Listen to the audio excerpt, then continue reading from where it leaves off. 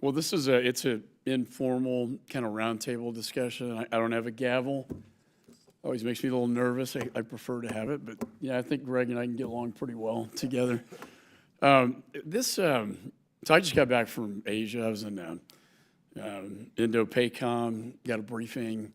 Then we were Guam to see the aircrafts that we have, and then Japan with the 7th Fleet and the Prime Minister. Korea to see what we are based there of operations, and then finally Taiwan, and then as usual, when Greg traveled with the Speaker Pelosi at that time, they had a very bold intimidation exercise, and they did the same thing when I was there after President Tsai met with Kevin McCarthy. About 10 battleships, aircraft carriers, 70 fighter jets, and they're wargaming their capabilities versus Taiwan's. We had a closed session classified with the Secretary of Defense from the UK and the ambassador from Australia, along with his basically naval command about AUKUS. And what brings this together is our defense industrial base. Just a good anecdotal story. I signed off 3 years ago. The then chairman, I was ranking member 3 years ago. Some up almost 5 years. 22 weapon systems have yet to go into Taiwan. President Tsai asked the question, "Where are my weapons?" I paid for them. I mean, she actually paid for them, and they still don't have that. So when we're looking at deterrence, as you see a more aggressive Chairman Xi and aggressive Communist Chinese force and showing of force when we were literally on the island, deterrence really is that key. We really have to get the weapons in, not for war, but for peace, to deter an outright invasion or blockade. I personally think they're going to try to influence the election in Taiwan, presidential. That's in January 2024. In fact, when I was there, the former President Ma was in China talking about what's the preferred PRC candidate. If they don't succeed, then I think they're going to look at Plan B. I think it's our strategy to make it so unpalatable for Chairman Xi that he'll decide not to do it because it's too economically burdensome or expensive militarily. And that's where AUKUS comes in, because our allies, Australia, the UK, are very important in the region. Japan, I think, would be supportive, but it's hard for them. They were in a losing side of World War II. South Korea is more worried about North Korea. And of course, there's Taiwan. In the Philippines, we have a forward operating base there. And who are your friends and who are your allies and enemies? I think our friends, I've talked about that, our enemies, not only could it be China, it could also be Russia and North Korea that could potentially get involved. So we always come back to this defense industrial base issue. I think the good news is, our meeting, we had closed session at a classified level, and in our conversation with the State Department, ITAR is a big issue, and it's prohibiting our ability to make weapons with our closest allies in a very expeditious way. So we are working on legislation to provide an exemption to that, to codify, working in tandem with the administration, who I think, by all accounts, want to be headed in this direction, as well as, AUKUS are our very closest allies. And so that's really the whole point of this, is to, what do we need to do to fix it? And I'll be honest, you get a defense contractor, I hear what defense contractor, they'll point the finger at DOD procurement. That's a legitimate, issue, or maybe State Department. And then, of course, we meet with the State Department, DOD, and they'll point fingers as well. And this is just a way to maybe get an honest assessment, really from the private sector, as to where are the problems. Because it's dangerous now. I mean, we're looking at the largest invasion in Europe since World War II, and now potentially the greatest threat to the Pacific since my father's war, that being World War II. You know, a threat to the Pacific, a threat to Europe on a scale that we haven't really seen since the maps were drawn after that greatest generation liberated the world from dictators. And so that's kind of, those are my opening remarks and thoughts. I know all three of you very well, and you know, this is, again, a very informal, conversational environment. And I'll give an opportunity to each, the three of you to make your comments, but with that, I'll turn to our ranking member, Mr. Meeks. Thank you, Mr. Chairman. And thank you for being here and having this conversation, which I do think is very important. As the chairman has indicated, we have the responsibility of signing off on which weapons we sell and to whom we sell, and I take that very, very with very close and seriously, because it's important. But when we see what's going on, when I see what's taking place, of course, with Russia's invasion of Ukraine and what is taking place in the Indo-Pacific, you know, I look at it from, we need weapons for deterrence, and how best can we have and utilize the weapons by production. What can we do in working with others? Putting this including what we just had in closed session, talking about working collectively with our partners, our allies, in this case, Australia and the UK. How can we work collaboratively? You know, and I know at times, sometimes we have competition about building, you know, who's building what, where. And part of what we're talking about is how we can get certain munitions built in a more timely fashion. The example that was made earlier was that, for example, in one factory, they could only build 4 certain types of munitions, and he says, if we do it rapidly, how many more can you, and it's only 8, which puts us behind the scene, behind where we need to be. We're talking about right now, for example, trying to get more weapons, whether it's to Ukraine, for the Ukrainians, or as Mr. McCall has talked about, to utilize as a deterrent. And I keep using the word deterrent because I'm trying to make sure that it helps us. You know, I believe in diplomacy. This committee talks about diplomacy. I would hope that we never would have to utilize any of these weapons. When we came with nuclear weapons at the time, it was for a deterrence. But we've got to keep up and stay ahead. But we've got to work with our allies in this sphere also. So how can, you know, you see, one of the things that I want to know, how can we work with other allies as far as being able to multiply what we could do and trusting one another in that regards? How can we have confidence that our technology, you know, we know that China loves to steal our intellectual property. So how can we work with others and still have the security that our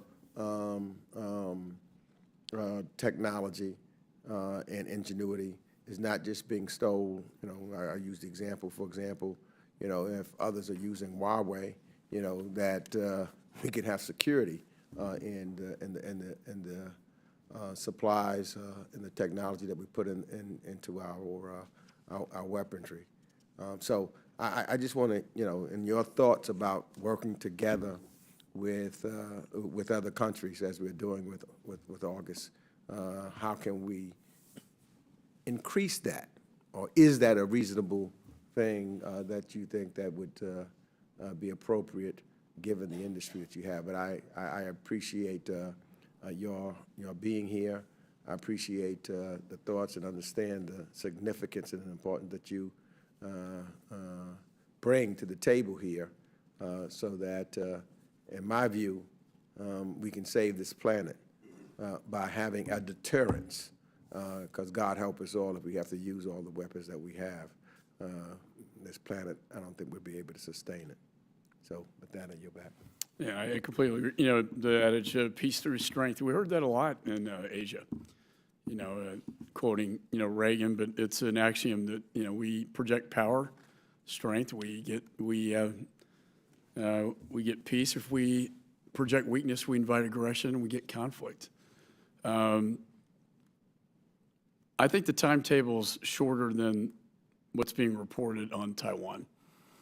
A lot of people say 2027. I personally think after the, you know, it depends on this January election if they can prevail with their candidate or not, and if not, I don't. I mean, this could go a lot faster, and that's why these weapons again are so important. I don't know. It's hard for me to respond to President Tsai, and I'm sure she brought this up when you were with her. Well, why can't I? Where are the weapons? Where are they right now? And I know we got a production issue. When I talked to Secretary Blinken, we got a production issue, and I get that. But why can't we maybe reprioritize the weapons to the higher threat areas, or third-party sales from other allied nations to get weapons in? We have to give them permission, however to do that. So I guess we'll stop talking. But I just thought maybe we just go, you know, straight down the line. Chris, we'll maybe start with you. I've had the honor to visit Hadrian and see this manufacturing plant that is, I think, going to be a great model to fix the defense industrial base, which a lot of the problem are manufacturing the parts to make the weapons, and that's what you do. So, Chris, appreciate the opportunity. You can all hear me, okay? Yeah. So I agree with Chairman McCall. I do think the hour is much, much later than anybody's giving us credit for, and I do not think that Pax Americana is guaranteed anymore. As you all know, if we lose Taiwan and the Indo-Pacific region, we will allow the baton of global leadership for the next 100 years to be passed from America to a totalitarian regime that has very little regard for the values that we in this country and our allies in AUKUS hold dear. And while the government has made admirable strides in reshoring semiconductor manufacturing through the CHIPS Act, the reality is we need Taiwan for at least a decade, at least, unencumbered by the CCP's grasp. And if we lose Taiwan, we lose chips, and if we do that, we lose three major technology races that, to Mr. Meeks's point around nuclear, it's as important, which is the new space race, hypersonics, and AI, all of which rely on chips. Without chips, we lose all those three races immediately. And as the committee is well aware, the key to an unencumbered Taiwan is America's ability to arm our allies and draw serious red lines that even Chairman Xi will not cross. And right now, frankly, there is a national crisis that most Americans are unaware of, which is that the vast majority of defense programs, including munitions, fighter jets, Stingers, Javelins, pick anything from your table of things that you've promised Taiwan that will give them, are years behind deliveries, and no one really seems to have a viable plan to catch up. And frankly, if we shoot any more sidewinders at spy balloons, we're probably going to run out. And we owe it to our allies that programs related to AUKUS are not left in a similar position, and we have a chance to fix it now. And Chairman McCall, as you said a couple of days ago, the question we should be asking is, when am I going to get my weapons?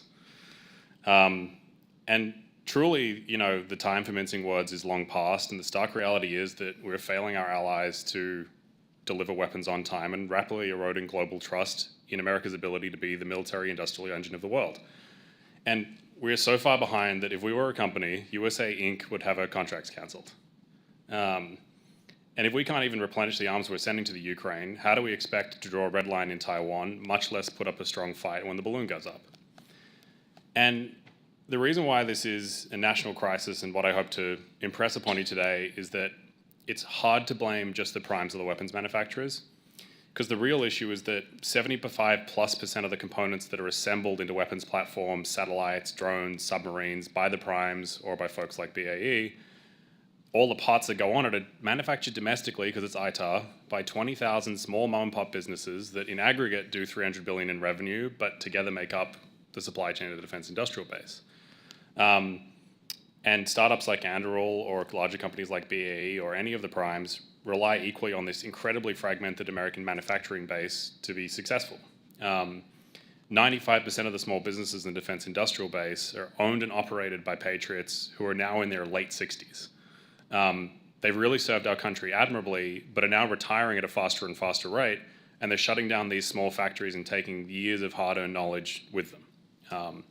And because in the 80s, we as a country offshored most manufacturing and convinced our children that the only way to be successful was by getting a 4-year college degree, those hardworking Americans that are part of the defense industrial base have no one to replace them and no choice but to shut up shop. So while our government and our allies are asking, where are my weapons? America's greatest manufacturers are asking, where are my parts? The failing defense industrial base at this incredibly fragmented level is a national crisis, and every single day there is a major defense, space, or commercial aviation manufacturing line that is a complete standstill because the defense in base is struggling to simply make parts at all, much less on time or at any sort of rate, to Mr. Meeks's point, going from 4 to 8, much less 100. And it's a huge talent and capacity gap that should be a strategic national priority to address. So there are startups like Hadrian that are trying to solve this and are doing our part to, using technology and training to build the world's most efficient factories here in America.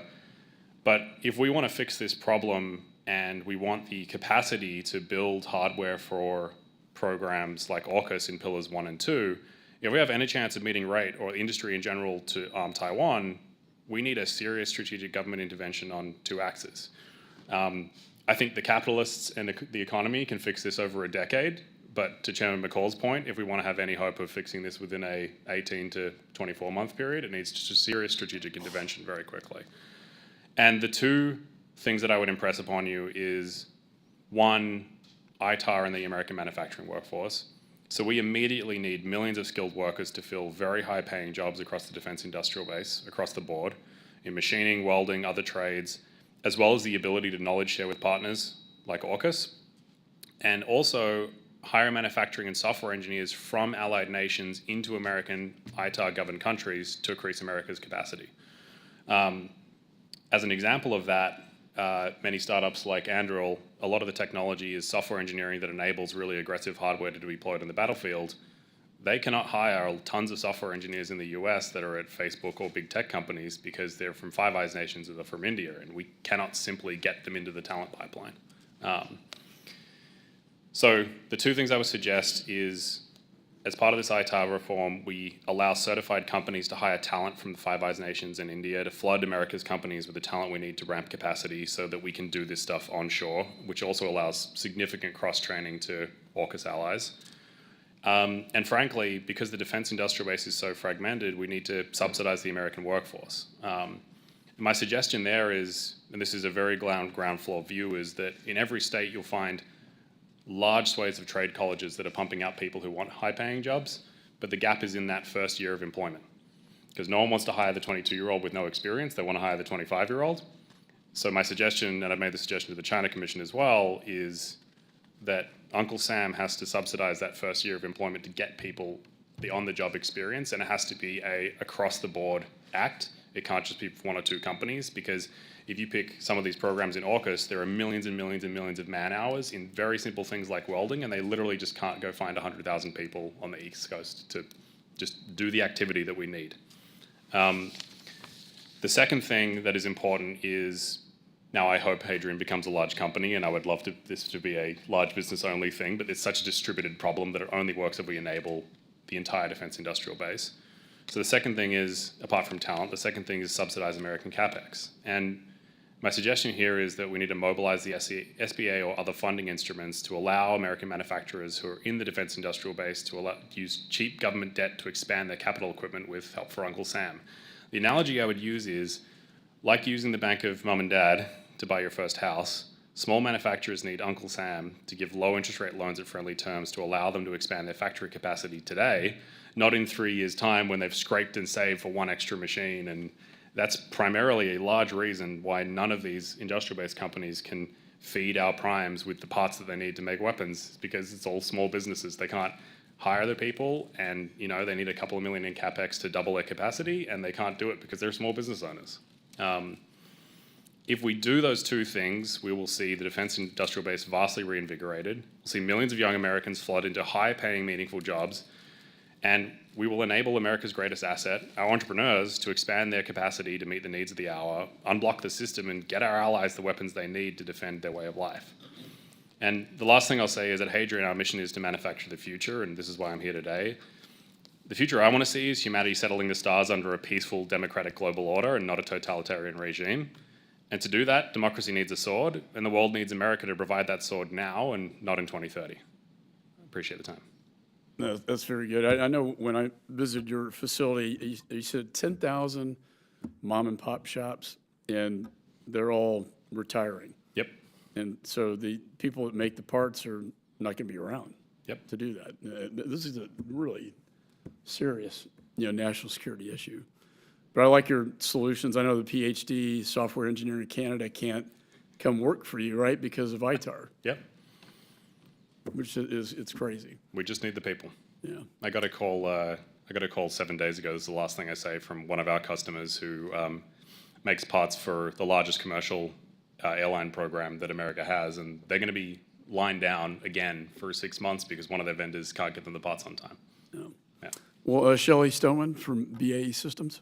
Thank you, You're the big defense contractor. I'm Big D, yes. Chairman McCall, Ranking Member Meeks, members of the committee, thanks so much for having me here today. As discussed, I'm Shelley O'Neill Stoneman, and I'm the Senior Vice President of Government Relations at BAE Systems. I've submitted longer remarks for the record, but I'll just cover a couple abbreviated topics here for our discussion. So just to level set on BAE Systems, just for those who may not be familiar with it, we're a top 10 prime U.S. contractor, and we represent, I'm here to represent the 31,000 American employees of BAE Systems with major operations in 30 states. At BAE, we provide some of the world's most advanced technology-led defense, aerospace, and security solutions. So our purpose is to support and protect those who serve and protect us, and that is a kind of motto that is held true by every single one of our employees. BAE Systems, Inc. is a wholly owned subsidiary of BAE Systems plc, which employs over 93,000 people globally, including, and important for today's discussion, in the United Kingdom and Australia. So we are probably one of the largest, if not the largest, global defense contractors who is prominently placed in all three of the AUKUS countries. So very glad to be here today for that reason. We have major footprints, as I said, in all three, and we make us well suited to support the AUKUS partnership through both pillars, frankly. The recent Pillar 1 submarine cooperation announcement was welcome news. BAE Systems plc has played a key role in building Astute and Dreadnought submarines, so this will play into on the PLC side. But we believe that Pillar 2 cooperation on advanced technology development will be similarly affect opportunities for enhanced cooperation with our closest allies. Since it focuses on undersea, cyber, artificial intelligence, quantum, electronic warfare, precision strike, and other, we think that there'll be so many areas for government-to-government cooperation, industrial cooperation, if we can get this right. We are already heavily invested in developing advanced capabilities in these areas, both in the U.S. and across the global businesses. So we see tremendous opportunity to leverage the three countries' industrial bases, as discussed, to tackle technological challenges, to address security requirements, deter threats, and respond to challenges. Indeed, BAE Systems has extensive experience exporting from the U.S. through government-to-government foreign military sales and direct commercial sales to governments and in cooperation with foreign companies. With this experience as a U.S. prime contractor exporting to foreign markets and with local expertise resident in other parts of the global enterprise of BAE, we believe we can apply this varied experience to help make AUKUS a successful endeavor. To this end, we and numerous other U.S. industry partners are working through the American Aerospace Industries Association, AIA, also through the UK's Aerospace Defence Security and Space Group, ADS, and the Australian Industry Group, AI, to endorse 4 strategic imperatives of AUKUS. First, trade, cooperation, and technology transfer should be seamless. Second, advancement requires forward-leaning approaches. Third, bolstering integrated deterrence and building shared, robust, and resilient systems will ensure regional security and stability. And finally, and related to my colleagues' comments, our collective industrial workforces will make AUKUS a reality. There are challenges, however, which is why we're here today. Currently, This will shock you, but trade and technology transfer is not seamless. The Obama administration made significant reforms to the U.S. export control framework over a decade ago, and AUKUS presents a new opportunity to look at even more modern approaches. There will not be one simple solution to better realize defense cooperation in support of AUKUS. Rather, we believe that there are actions that should be considered both by the executive branch to adopt regulatory reforms and by Congress to advance legislation that will better facilitate AUKUS cooperation. So your comments are welcome on that update, Mr. Chairman. There are also reforms to the foreign military sales system that would similarly facilitate defense trade with allies and partners, though they may not exclusively pertain to AUKUS.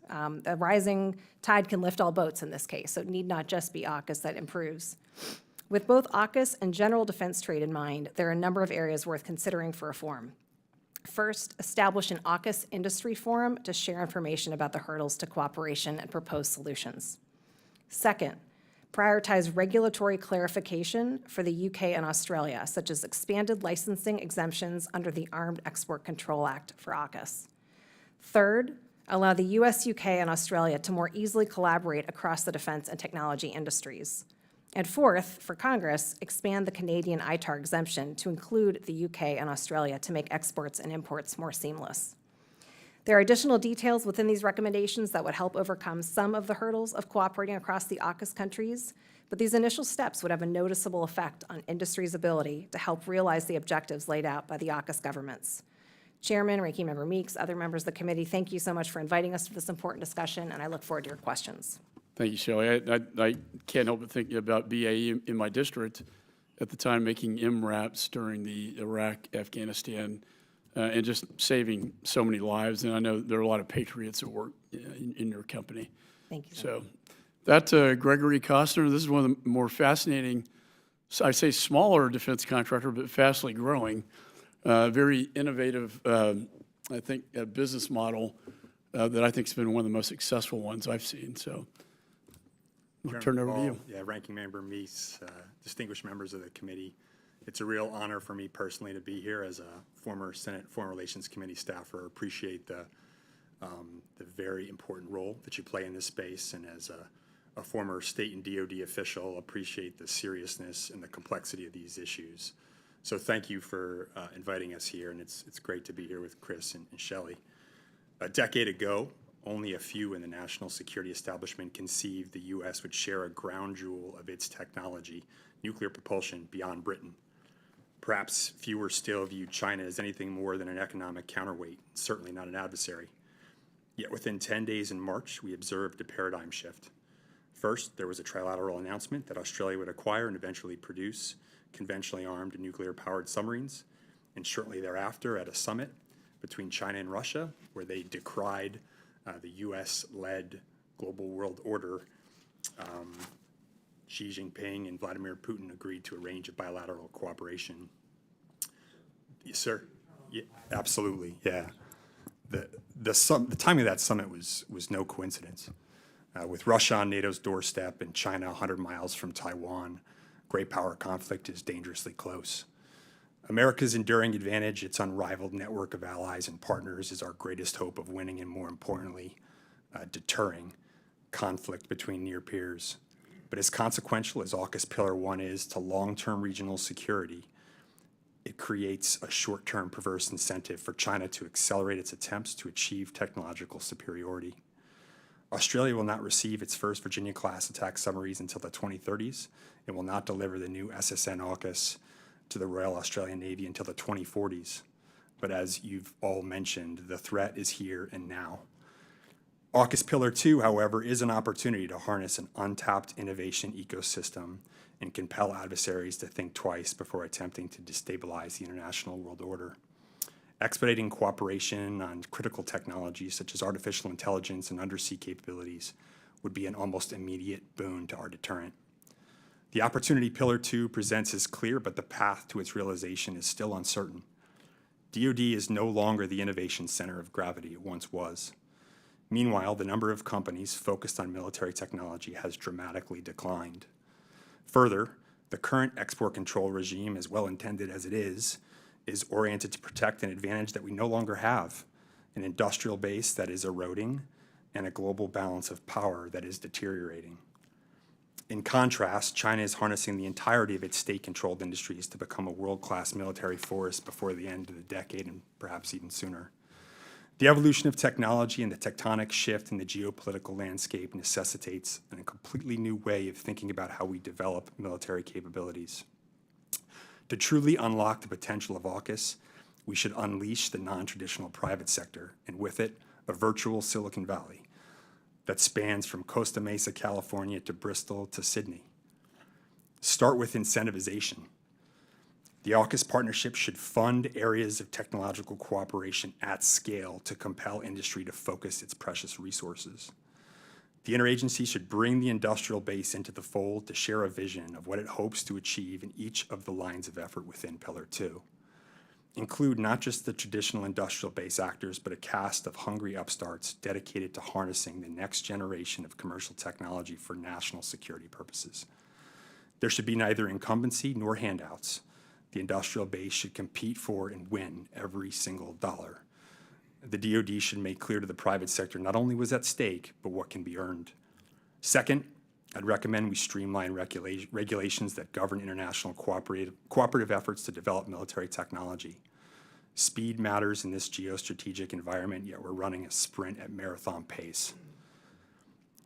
While the ITAR and EIR have incorporated amendments over the years aimed at ameliorating an outdated, understaffed, and opaque export control process, the conditions surrounding their use remain unnecessarily constrained.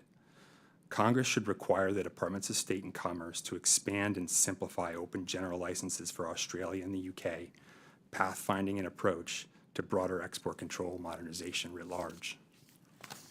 Next, the U.S. government should help invigorate the non-traditional defense industrial base by embracing exports of capabilities not yet adopted by the DoD. The perils of the so-called Valley of Death are widely understood, yet we have not deployed one viable bridge across that proverbial valley: the export of non-programs of record. U.S. defense technology companies are developing products that offer immediate operational value to allies, but are often take a year or longer to export under the current processes. The Department of Defense and State should formalize a more comprehensive approach in these instances, readily considering all available U.S. technology to meet partner needs and not just adopted DoD programs. Leveraging the foreign military sales process to provide non-program of record capabilities would energize the U.S. industrial base, and more importantly, offer the AUKUS partnership and beyond a range of capabilities ready for the fight today. Finally, the AUKUS partnership should embrace diversification of military capabilities. Accepting and navigating foreign sovereignty agendas will be table stakes for allied technological cooperation. Interoperability in the 21st century will come not only from similar tactics, techniques, and procedures, but also our shared ability to fuse information in real time from a range of sensors across manned and unmanned platforms in all 5 domains. The companies that can build and proliferate the data integration layer to facilitate that intimate form of cooperation should be embraced by the U.S. government and allowed to flourish across international borders. AUKUS offers an opportunity to revolutionize how we approach security cooperation. We should not squander the remaining military advantage we have over our enemies because we are unwilling to make the necessary changes to an anachronistic system built for a bygone era. The stakes are real. If we rest on our laurels, we will lose. And do not mistake this sentiment as a call to simply develop and sell more arms. It is instead a call to arm ourselves with a more effective approach to the capabilities we develop. Thank you. That was well said. And the threat is real, and I think the window's closing in time. So time is of the essence. And you know, I remember General McKenzie, as he retired, told me that the biggest threat to our national security were foreign military sales that we can't deliver. And we make promises to countries like Taiwan or, say, the Abraham Accords, and we just can't get it done fast enough. And I know there's no easy solution, although all 3 of you have put forth some really good ideas. On Pillar 1, which is nuclear submarines, I mean, they don't have the ITAR restrictions. And so I think what we heard in the closed session classified is that take those ITAR restrictions off of AUKUS when it comes to Pillar 2. And that's where China is moving so fast, whether it be quantum computing, technologies, Pillar One's going to take 1 to 2 decades, and we don't have the luxury of time right now. I'm really interested in, we kind of have the traditional defense contractor, and then we got this kind of new innovative. We had this thing called From the Valley to the Hill, and it was all these kind of young startup tech guys that are interested in the security space, and kind of the merger between technology and security, and some really fascinating. We always rely on DARPA for all of our ideas, but this was really a lot of talent in the Library of Congress, where Jefferson's books are, talking about how do we fix, this problem. So I'm interested in your model. Maybe if you could explain more about what Palmer Luckey does, but also I'm very interested as well just in the short term, because when I talk to the Minister of Defense in Taiwan, they're finally understanding that Abrams tanks are probably not what they need the most. If that's what they get, they're fighting in the jungles and the mountains, and they're already on the islands. It's in the straits where the fight's going to be, and the maritime assets are going to be extremely important. We can't wait 20 years for a big nuclear sub. We can't put sea mines in there.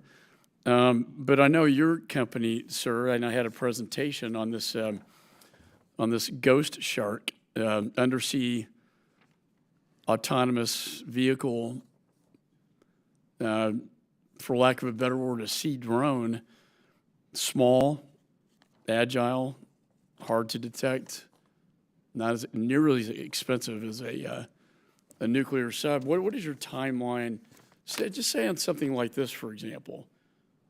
What kind of timeline are you talking about? And while we're talking about Taiwan, how soon could we get something like this in the Straits? Sure. Well, thank you, Chairman, for the question. And just to start off, for those who aren't familiar with Anduril Industries, we're a 6-year-old company, a defense technology company, full stack software, hardware, but we're software defined and hardware enabled, leading with software as a 21st century company would be expected to do. We harness absolutely the best engineering talent the U.S. has to offer. We lean in with our own R&D funding, and then we optimize commercially available technology expressly for the purposes of national security. So that's Anduril Industries in a nutshell. What we were able to accomplish, or in the process of accomplishing with Australia with the Ghost Shark program, as Chairman McCall mentioned, is the creation of an extra large undersea autonomous vehicle. To be more precise, we each allocated, the Royal Australian Navy and DSTG, the Defence Science and Technology Group within Australia, and then Anduril Industries, each allocated a significant sum of money, over $50 million apiece, towards the prototyping of these 3 extra large autonomous undersea vehicles. So think school bus size underwater submarines, modular open system architecture, capable of carrying different payloads to be determined by the Royal Australian Navy. There's a couple key ingredients to making that partnership successful. First, you had a very, very hungry and a partner that recognized the threat. The Royal Australian Navy and DSTG in particular acknowledge that there is a capability gap, that there is a real and emergent threat on the horizon in their area of responsibility. And because of that, they were willing to take a chance on a company like Anduril that's got the right technology, that's able to harness 21st century manufacturing best practices from additive manufacturing and beyond, that's capable of harnessing autonomy, that's capable of harnessing artificial intelligence, and that's willing to devote its own R&D towards the production of these 3 prototypes. So we're willing to prove it, demonstrate to the Royal Australian Navy that we can do this first in a temporal matter, so that we can produce the 3 prototypes in 3 years, and we're 3 months ahead of schedule as we speak. And then also prove to them that we can scale. that we can scale to meet a major program of record in Australia if Anduril can prove the capability is real. So those key ingredients, a hungry customer willing to take a risk, recognizing a threat, a company willing to devote its own resources, and able to harness 21st century technology. And what's the timeline again? 3 prototypes in 3 years. Okay, and so, yeah, it's almost like a new model where you're not asking for the government to give you money, you put up the seed money and you innovate. Chris, could you elaborate a little bit for the members on this synergy between technology and security and the younger entrepreneurs that are out there like yourself? I appreciate it. I mean, I think that the key point to gentleman from Anduril's point is that the government wants speed and innovation. It's got to take some risk. With that comes Silicon Valley and technology and moving fast. And I think a lot of that is, NASA did this perfectly, almost perfectly with the lunar program. But they didn't say, here is our document that says exactly what I want. They said, go get me lunar regolith, which is, moon rocks. And they said to industry, everyone figure out how to do this and tell me your cost per pound of getting lunar regolith. And young entrepreneurs like myself and the folks from Anduril are great because we're really hungry.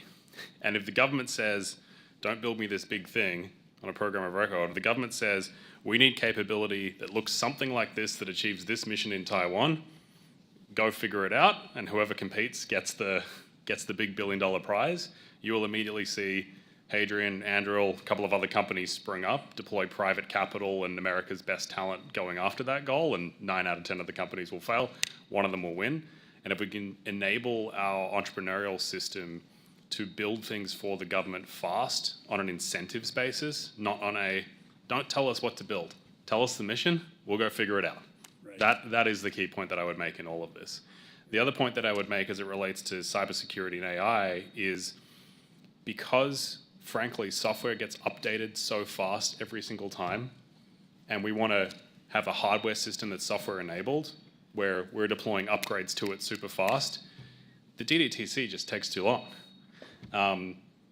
We want to be able to deploy large language models from OpenAI or other companies that are way ahead of China right now, and we need them to stay ahead into defense things. But if it takes 2 years to say, well, I'm upgrading the sub with some new software capability, we're just going to fall behind. So unlocking that pace and then giving entrepreneurs incentives to perform for the government, and tell us the mission and we'll do it. Don't tell us what to build. Is the statement I've made. I like that. If members have a question, if you could lift your nameplate, I'll go to Mr. Self. Thank you, Mr. Chairman. We all understand the challenges. I have 2 of the top 6 defense contractors, primes in my district, L3 Harris and Raytheon, with major facilities. Just in time has failed us. We understand that in the defense industry. We need reserves. You've told us that it is fractured. It is fractured. Raytheon, by the way, tells me that they hire 1,700 engineers every year. 1,700 engineers every year. So I will posit that they have, both Raytheon and L3 Harris have relationships with the community colleges with direct pipeline. To answer your question, not at 25 years old, but as soon as they graduate, they have a direct pipeline. We need to encourage that rather than subsidizing. We need to encourage the direct pipeline between a prime and a whoever, higher institution. So I want to talk about solutions. We've got to be agile, and I think rather than more government money, it's got to be an organization. We need to go to a wartime footing, which is how do we coalesce your fragmented industry? It's not going to happen with State Department. It's not going to happen with Congress. I think that AUKUS ought to go to a wartime footing if we can truly make people understand that we are in this short window with China, go to a wartime footing, put together a combined headquarters from UK, Australia, and the US that have authority to go directly to the State Department and Congress and say, we need this. Because we need reserves in our stocks. Right now, we contract for what we need right now, and we don't contract far enough out. We've got to go, I think, to a short-term wartime footing, and I'm going to recommend I'm going to throw out an idea of a combined staff, much like they had in World War II, to make these decisions. And then it's an up or down vote, and I think everybody would understand, because this is as much a sea change in our people as anything. China is no longer the big warehouse in the sky that ships something to you through Amazon. It needs to be an adversary that we have got to take seriously. So I would ask you for your solutions. Is it the Defense Production Act? I don't think that's good enough. I will tell you, in the U.S. military, based on experiences in Desert One, they came up with a very classified program in the Pentagon that put together all of the DARPA programs and everything else that no one knew about so that we could field them fast. So that's another model. That's I won't name it, but what is the organization? And again, I don't think it's Congress. I don't think it's the State Department. I don't think it's DOD. What organization? And we've got votes in 4 minutes, so I'm not going to take up any more of your time. But I would like to see those ideas. The staff can tell you who I am and so forth and so on. So thank you. Thank you, Mr. Chairman. I yield back. I'm happy, happy to take a stab at that in the 4 minutes and also allow my colleagues to jump in. Yeah, I know. So, I mean, a couple thoughts on that. One of the key things, and I think you hear the theme from all three of us, is that with Pillar 2, the key to that, whether it's the structure you identified, I mean, there has to be closer collaboration. Certainly the three governments are aligned. They've demonstrated that on Pillar 1, but I suspect the last 18 months have largely been focused on getting Pillar 1 right. And when they came out with that announcement, our hope, and we've certainly not been shy about telling them this, is that we've got to work on that with Pillar 2, getting all three entities in the room, including industry. And happy to bring along, whether it's the bigs, the agile, the smalls, everybody, because unless we can talk about what is in the art of the possible in terms of capabilities, this is just going to be paper talk for a very long time. And so to your question about what needs to happen? Is it DPA? Is it other entities? I will say there are some really important lessons to be learned from Ukraine. And while I know there's a lot of challenges that you mentioned about we're not moving fast enough, this has lit a fire in so many areas. And so not only have on the kind of the Taiwanese situation to come, folks are watching closely, but I will be one of the rare few who is actually complimenting parts of the government for their agility in it.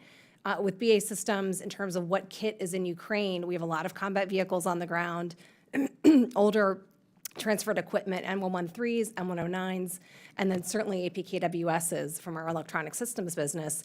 And the agility with which they've taken the modernization funding to begin giving us orders exactly so that we can identify what our very steep ramp is going to be to cover that was not in our plan, that we did not have investments in, and give us some of the investments needed to expand our facility.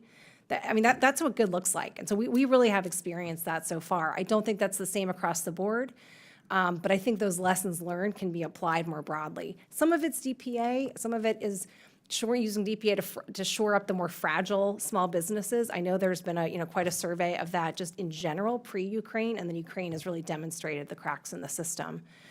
So I think there's good work being done. It's just how to bring all this together and then also identify the regulatory and potentially statutory changes that need to happen on the foreign sales process so that once we've identified what capabilities are needed, we are able to do it in the U.S. domestically, and then figure out what technology we can pull over from our partners and move out smartly.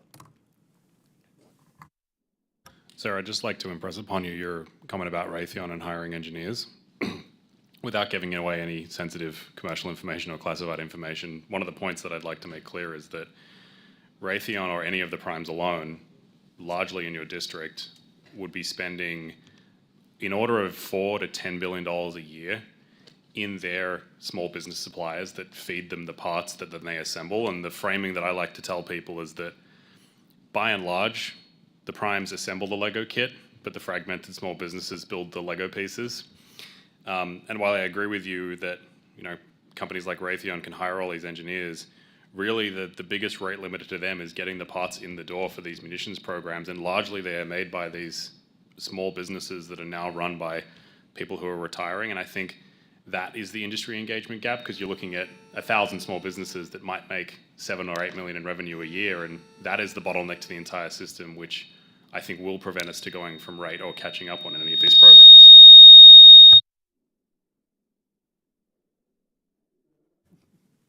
Well, thank you. Mr. Costa. Thank you very much, Mr. Chairman, for the continuation of this conversation. To all three of you, and I would like to drill down a little bit further, Ms. Stoneham, from your comment previously, because I believe that the partnership that we have here among the three countries, but our extended allies are critical, and as I said previously, we're really talking about our collective national security. And I'm a big believer of lessons to be learned, and I think we've got some really opportunities here.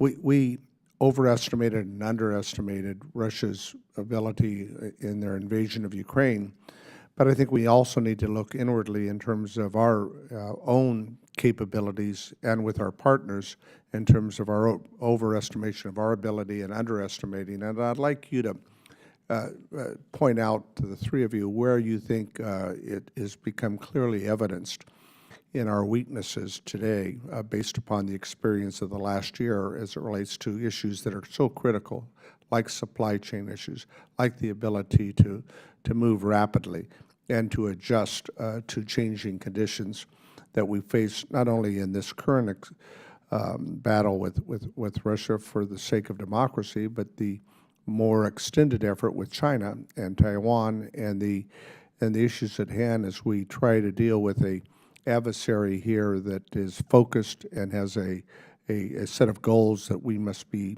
I think, absolutely focused on. Sure. Thank you so much, Congressman, for the question. I think one of the biggest dangers is single points of failure, and that's in the supply chain. That could be, as we saw kind of with javelins and other capabilities that were on the phasing out kind of side of the line, really identifying what may and likely will be needed in a future conflict or just simply deterrence approach. That needs to be happening now so that we don't continue to run into these single points of failure.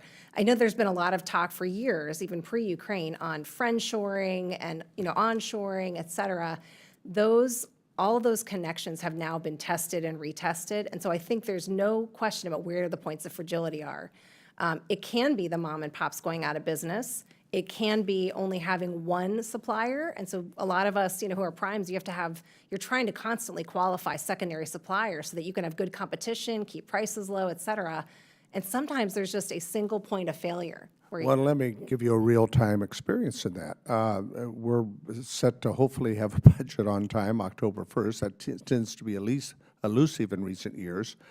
And Secretary of Defense and previous Secretary of Defenses and Joint Chiefs of Staff say one of the most difficult issues within procurement efforts is Congress going from continuing resolution to another continuing resolution as it deals with our commitments for contractors and those contracts to be competed in a timely way. Do you think that's a problem? Absolutely. I think one of the greatest challenges and one of the greatest gifts we could give to the Chinese is to not pass a budget. I think having continuing resolution after continuing resolution each year is very dangerous. As a contractor, how's that work to you in real time? So any new programs that are coming up within the new fiscal year cannot start. Any new starts are done. Any particular programming that was put against a small or critical program, whether it's an R&D startup or a new line item, all of that is locked in at that level funding. And if there's a program that was supposed to really take off in terms of technology development in the next fiscal year, that's on hold too. So a lot of times people, for example, even not so much on the hardware side, but on the, a large part of our business is security analysts. It's providing a lot of people for the three-letter agencies. Any of those contracts that haven't been awarded within that time frame, we are then on hold and sometimes needing thousands of people, to your point earlier, Congressman, that we need to fill. And you can't do it because there's no funding coming in, there's no contract that's been awarded. And so sometimes those people just say, hey, I'm going to move over and do something else, and they may or may not come back. That also happens with engineers Mr. quite a bit Power? as well. From the supply chain perspective, I'm glad the microphone is working. Often what I see, not in our business, is there is some supplier that is on F-35, for example, and if it gets delayed by a year or something like that, they've bought 10 million in capital equipment and they've hired people, and then the prime has to cancel the contract or move it out 2 years or something like that.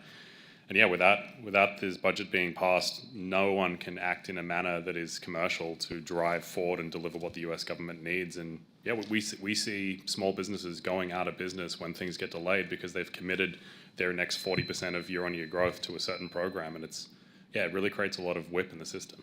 Yeah.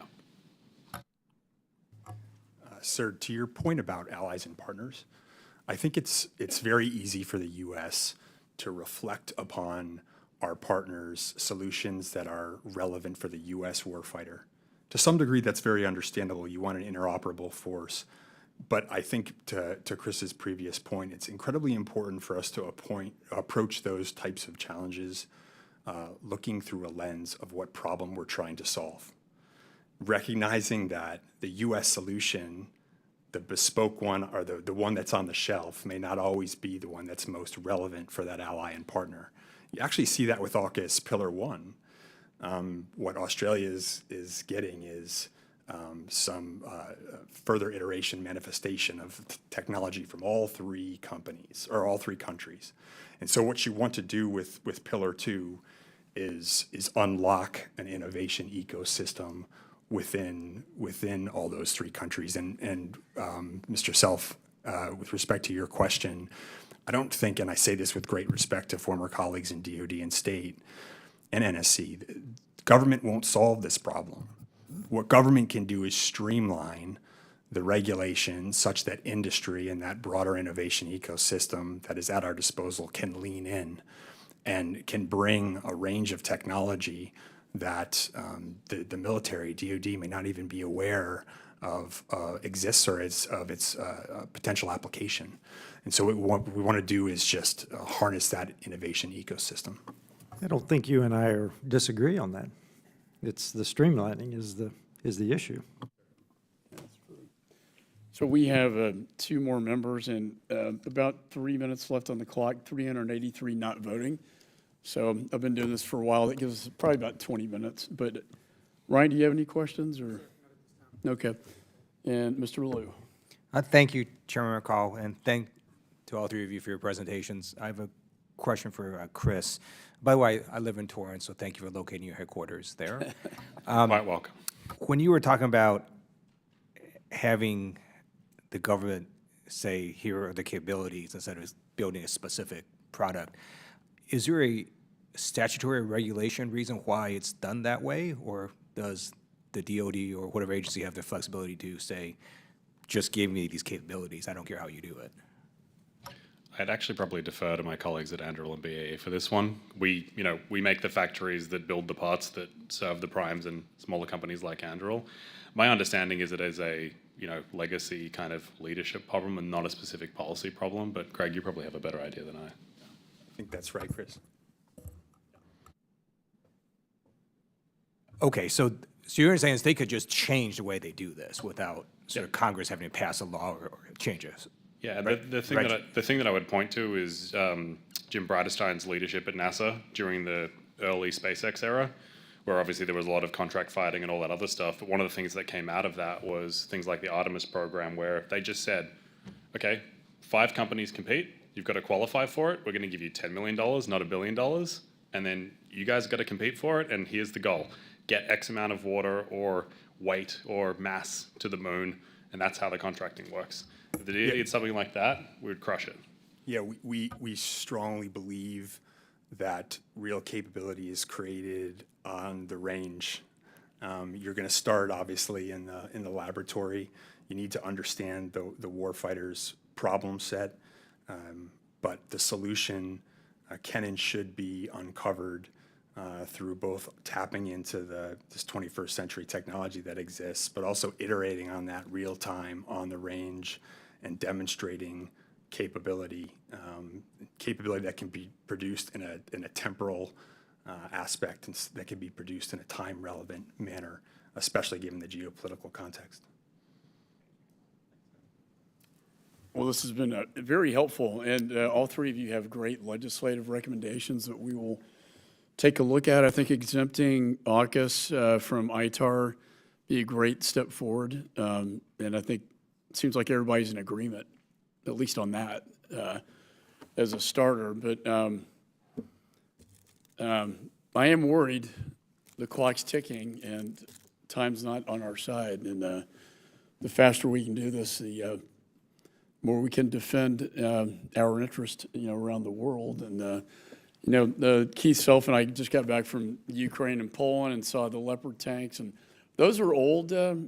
That's old stuff, right? Russian old equipment. People realize a third of the supplemental goes to modernize your stockpiles, and to build new weapons. So, we look forward to continuing this dialogue as well. And appreciate you being here today. Thank you.